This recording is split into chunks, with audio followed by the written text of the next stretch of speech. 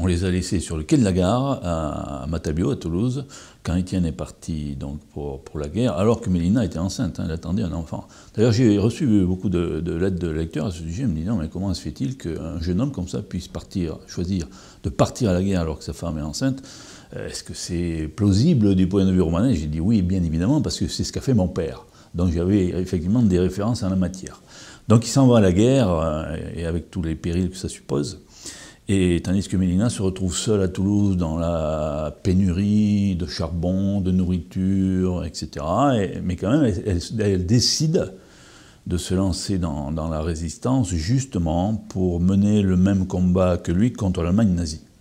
Les messages qu'envoie Étienne de loin sont un peu quand même des messages d'espoir. C'est le titre du livre, se souvenir des jours de fête. Il lui dit, quand tout va mal, qu'il faut garder l'espoir et toujours se souvenir des jours de fête. D'où ce titre qui, en réalité, donne une connotation que j'ai voulu beaucoup plus positive et beaucoup plus d'espérance, finalement, que dans cette période, qui était quand même une période très, très difficile.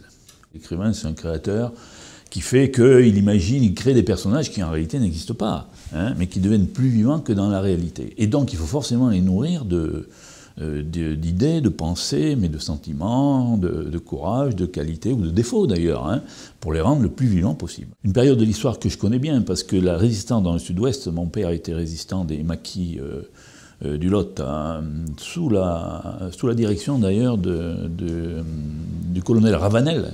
Et donc j'ai eu aucun mal finalement à reconstituer cette période de ce point de vue-là, parce que j'en ai connu évidemment par les récits de mon père et d'autres d'ailleurs, beaucoup de passages et de drames de l'époque, hein, mais en même temps de la victoire à venir quand même, heureusement.